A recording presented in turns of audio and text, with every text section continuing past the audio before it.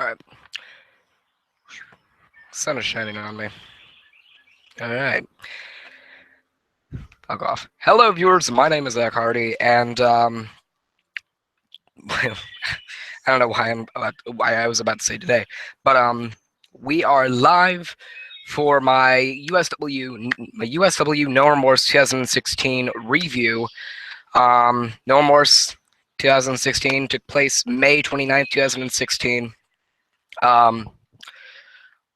Overall, really good pay-per-view, but before I get into it, I would just like to plug myself a little bit. If you have any wrestling-related questions for the Hardiac Wrestling Podcast or any non-wrestling-related questions for the Hardiac Questions and Answers series, you have three choices. Either put them in the YouTube comments below, send them to my email at unitards@gmail.com. That's unitards, two Z's at the end, @gmail.com. Or you can send them to me on Twitter, at Zachary Sura, at ZACHARYSERRA, and I will get to them in a future episode. But yeah, my thoughts on No Remorse overall. Excuse me, sorry for the mic. I thought it was a really good pay-per-view. It really helped when it comes to future booking with USW, especially Severity.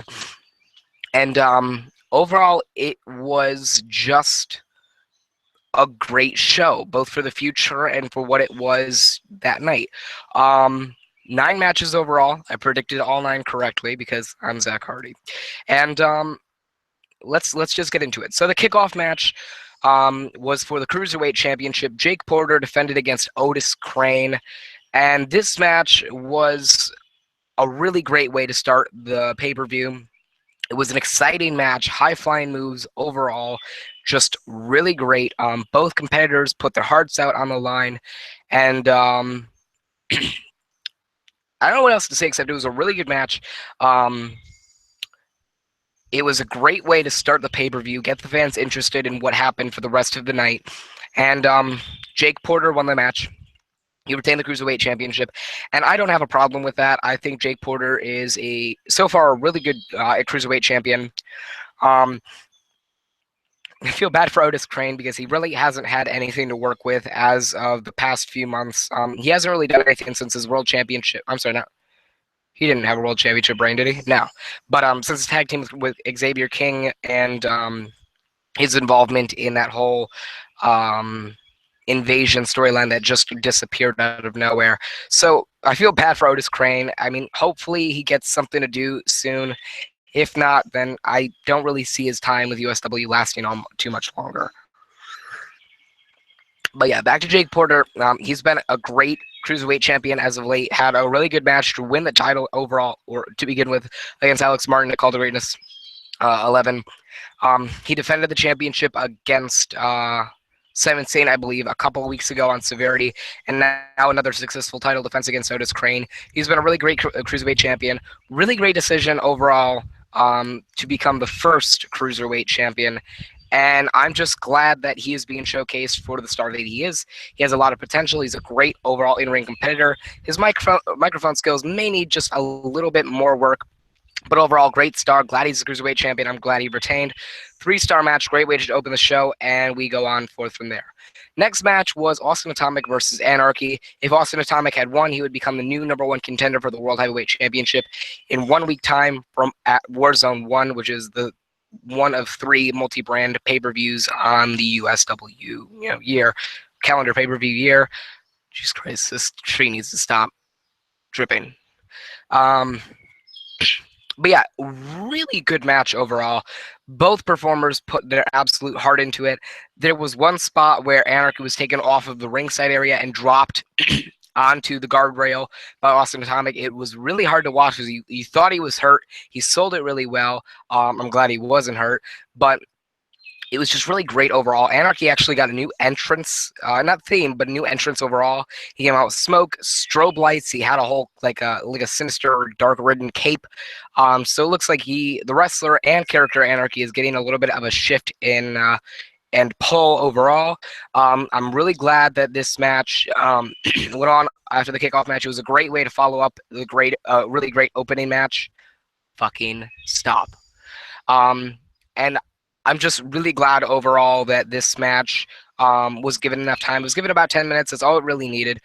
Anarchy, I'm looking forward to what he does in the future. It's very leaning with him. He has some direction and some promise for the future, but right now it doesn't look like he has anything really going, as a permanent program right now. But overall, great match. Anarchy did his part. Austin Atomic did his part, and Austin Atomic is now the new #1 contender for the World Heavyweight Championship. So we're going to get him versus who we'll get to later on in the review at Warzone 1 in a week. 4-star match. Moving on. Blaine North versus Lone Wolf. Probably one of, I wouldn't say this is the worst match on the card, but it wasn't the it wasn't as clean. I'm sorry. It wasn't as clean as the rest of the matches on the card. It was a bit botchy, a little spotty. Excuse me. And some of that didn't even have anything to do with the performers. It just had something to do with the camera work overall. At one point, Blaine North hit the Irish whip on Lone Wolf into the corner, and the way that Lone Wolf cushioned the impact, it caused the turnbuckle to get a little bit loosened, which didn't help when it came to Lone Wolf's succeeding elbow into Blaine North's face, going to the top rope and trying to hit a corkscrew. Kind of lost his balance a little bit. Whoa, shit. God damn. Jesus Christ. Oh my God. Get away. Okay. That was a B, I believe. My apologies for that. Don't know where it went, but let's hope he just leaves me alone. Anyway, overall, not the cleanest match. There were a couple spots. Blaine North actually was hit with a corkscrew. It was a bit botched. Shit, get away from me. Go away. It was a bit botched, but he didn't actually end up selling it at all, even though he was hit with it. So Blaine North looked a little bit green in this match. Lone Wolf did, everything he could, made it an exciting match, made it interesting, made it worth watching, and overall, a 3-star match. Blaine North needs a little bit of work, both on the microphone and in the ring, but besides that, he's being pushed, the way he should be, slow and steadily, but towards the mid card. And one thing I would like to mention is that Blaine North really showed what a good heel he could be. On his way to the ring, he was telling fans, stand up in his presence. In the ring, he was telling them to stop booing him. He really has that charisma with the fans that makes it work, or that makes a heel character work. And I'm glad he put it towards this match. I'm glad he showcased what he can do in this match. And just needs a little bit more work on the microphone, a little bit more work in the ring, and he'll be good to go. He'll have a championship shot somewhere in the future, somewhere down the line, and I honestly think he's going to have great things in store for him on Severity. Lone Wolf, again, doesn't look like he has much of a direction as of right now. It seems as though he may be swimming around in the mid-card for a little bit longer. Hopefully he gets that main event push that he has deserved for a couple of years now. But honestly, I'm looking at it and I'm thinking, Lone Wolf and Anarchy, they really don't have anything to do right now, but they're both great in the ring, both great on the microphone, very savvy in both character and everything. Anarchy is getting a new character, and honestly, I think if you had a feud or a program between Anarchy and Lone Wolf, it could be one of your mid-card toppers on any pay-per-view. I think Anarchy and Lone Wolf could have a great program, and I'm looking forward to seeing what both performers do from here on out.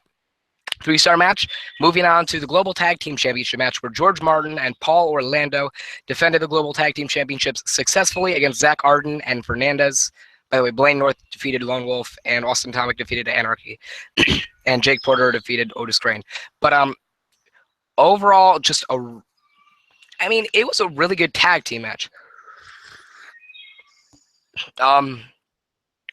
George Martin really showed what kind of a tag team performer he could be, really mixing it up with Paul Orlando and really showing, the team of George Martin and Paul Orlando in general to be probably the best on the Severity roster. Zach Arden and Fernandez Of course, not at that stage where they can be global tag team champions at this moment. But I think if they continue to have this kind of push, this little momentum that they keep riding, I think they're in store for great things and possibly a global tag team championship shot further down the line.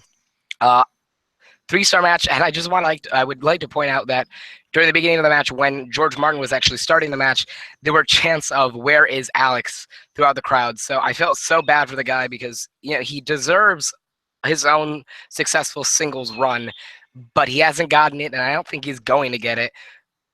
But right now, he's doing great with Paul Orlando, and I hope this continues.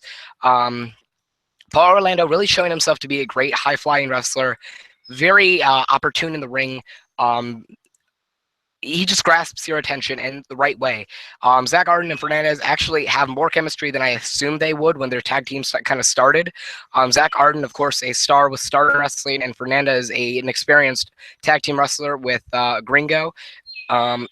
Both performers did really well in a tag team capacity, and this match really mixed up to be probably one of the best tag team matches of the year so far. So props, George Martin and Paul Orlando retain the Global Tag Team Championships, 3 stars, and we're moving on to 2016 Key and Case winner, Crimson Red versus Simon Saint.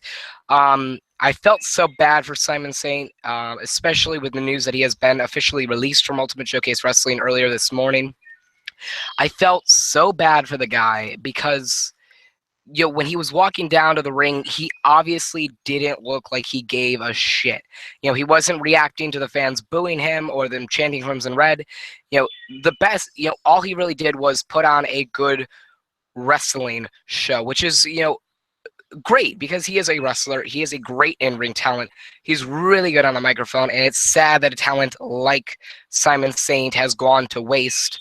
But overall, 3-star worthy match. Crimson Red really played to the audience.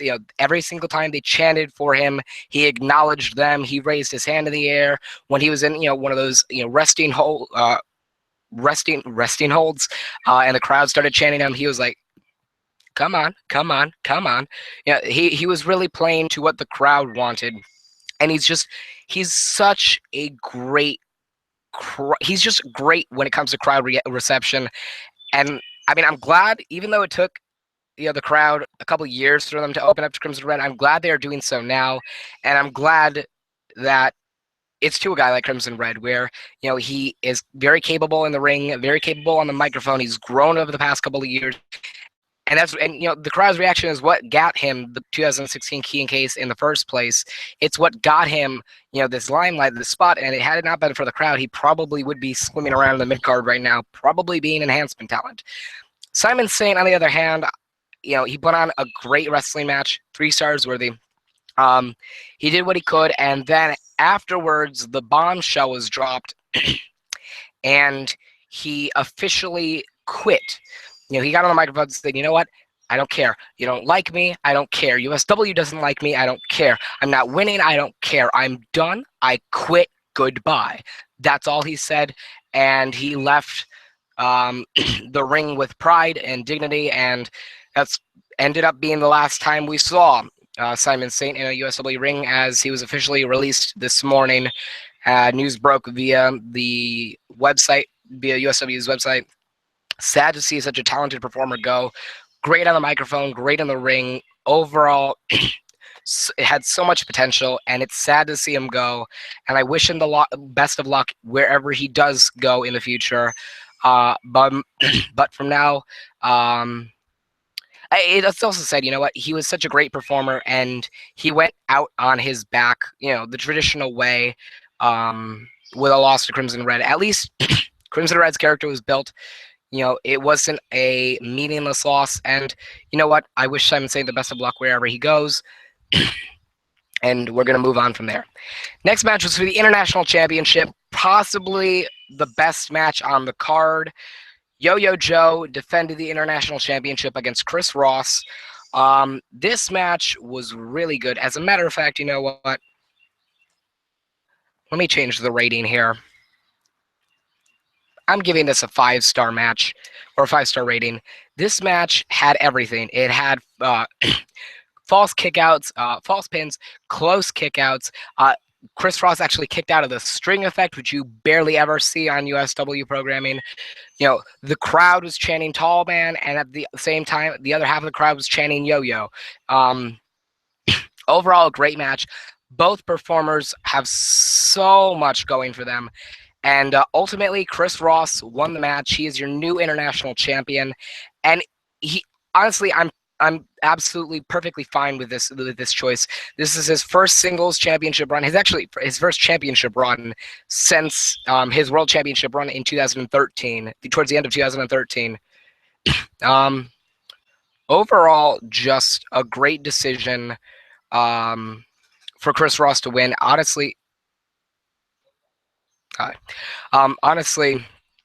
uh, probably the best decision on the card and on the night. Um, I'm glad Chris Ross is getting another chance to succeed. I mean, after his world championship run in 2013, he was just swimming around the mid card. Had a team with Alexander Rodden, had a team with Philip Akron, and then split to Severity. I think that's what pushed his career ahead a bit. They started pushing him like he mattered. Right out of the gates. On Severity and at Call to Greatness 11, and now here at No Remorse. Overall, a really good match. I'm glad Chris Ross is getting another chance at a singles championship run. Great booking. This this will probably be a rematch between Chris Ross and Yo-Yo Joe in 1 week's time at Warzone 1 for the International Championship. I'm not going to give out my prediction there. I'll leave that for later on in the week. But overall, great match. Yo-Yo Joe, Chris Ross put on probably the best match. I'll just say this is the best match on the card. Seeing Chris Ross kick out of the string effect, which is barely ever done, in USW, where a performer kicks out of another performer's finishing maneuver, and actually winning with his own finishing maneuver with the long fall, it just made Chris Ross look dominant, made him look worthy of the International Championship, and you know what? It's a great way to start his reign. So, 5-star match there. Absolutely loved it. And moving on, we've got the final 3 matches on the card. First up, we have Wolf Granger versus Alex Martin. This was a squash match. I give it 2 stars because, while there may have been storytelling with Alex Martin continuing to try to fight back and such and falling short every single time, Wolf Granger looked dominant. He was tossing Alex Martin around. He was punching him. He was kicking him. He was biting him at some points. He would drive him into the corner or drive him into the mat. He would put knees to his head. He just did everything in such a dominant fashion, and it built Wolf Granger to look like a beast. And that's great storytelling. Probably the best decision on the night was to make this match a squash match in favor of Wolf Granger. Alex Martin isn't hurt by this. Wolf Granger is, helped by this. Wolf Granger wins. Honestly, I think I see this program going a little bit longer. Wolf Granger and Alex Martin may have another match, maybe 2 down the line. But you know what? I'm perfectly fine with it. Wolf Granger looks strong, looks dominant, and honestly, at this point in time, I could see him being a World Heavyweight Championship contender. I don't see there being any reason for him not to be. He's dominant. He's strong. He's physically capable in the ring. He's really good on the microphone. He's got a great character. Everything is going well for Wolf Granger, and it's building up for something special. And I can honestly say, right now, Wolf Granger has everything going for him. So hopefully USW and Severity, especially the writers for Severity, keep this up and continue to build Wolf Granger to star the beast that he is. Next match was Seth versus Capital. I'm going to try to get through this match a little bit on the quick end. By the way, I would like to point out Wolf Granger did win with standing up and putting one foot on Alex Martin's chest for the pinfall. I would like to point that out. Made him look incredible. Sorry for that. Excuse me. Next match we had was Seth versus Capital. I gave it 3 stars. Honestly, this feud has been so underrated as of the past couple of months. Going into Call to Greatness 11, going into No Remorse, and probably going into Warzone 1. Honestly, I mean, this match was won by Seth. Seth won the match with a roll-up, but I liked how they added the interesting element of Capital missed with the Capital punishment, took a little bit of a misstep, kind of got hung up in the ropes, and Seth was able to use that, and it allowed him to cover Capital with the roll-up. 1, 2, 3, Seth wins. I think the feud will continue for going into next week's Warzone 1 pay-per-view. I'm perfectly fine with it. 3-star match. Moving on to the three-ways main event for the World Heavyweight Championship. Hernastly defended the belt against Dustin Raymond in Western Light. My God, was this the best choice for main event? Excuse me. Overall, really great storytelling. At one point in time, Hernastly ended up hitting Western Light in the face with a chair, and he was legitimately busted open. It busted wide open. Western Light had a nice little gash right across here that just spewed blood down the right side of his face. Probably, honestly, I can't say much else about this other than the fact that it was just a great three-ways match. Hernastly had his spots where he would take out both Dustin Raymond and Western Light, or either of them respectively, with a top rope move, or honestly, I like the storytelling of Hernastly being the small guy in the fight, because Dustin Raymond and Western Light, they're not small dudes. Dustin Raymond 6'4", Western Light 6'4", Hernastly's 6 foot, yeah, actually just 6 foot. He's a cruiserweight, but he's a world champion, and I liked the storytelling of Hernastly having to overcome the odds of going against two other big men to retain the world championship. The desperation moves, like the chair shot to Western Light, the desperation move that ended up winning him the match when Dustin Raymond hit the blue bomber and Hernastly tossed Western Light out of the ring to get the winning pin. Overall, just hi. Overall, just a very great display of what Hernastly's character has come to be, and I understand there was a lot of people hate the fact that it was a heel finish because of the fact that the crowd was getting interested in Hernastly when he walked out to the ring. Actually, it came as a shock because the crowd actually cheered Dustin Raymond, Western Light, and Hernastly, even though Hernastly is booked as a heel. And it really annoyed people that USW booked Hernastly to win in such a heel way. But then again, you have to take into account the fact that the finish of the match was booked before they even knew that the crowd would be into Hernastly. But overall, great match, great storytelling. It looks like Dustin Raymond may be out of the scene for a little while. He's still in touch with that part-timer's contract. Western Light looks to be sticking around. It was apparently reported that Western Light took 13 stitches to close the wound in Western Light's head.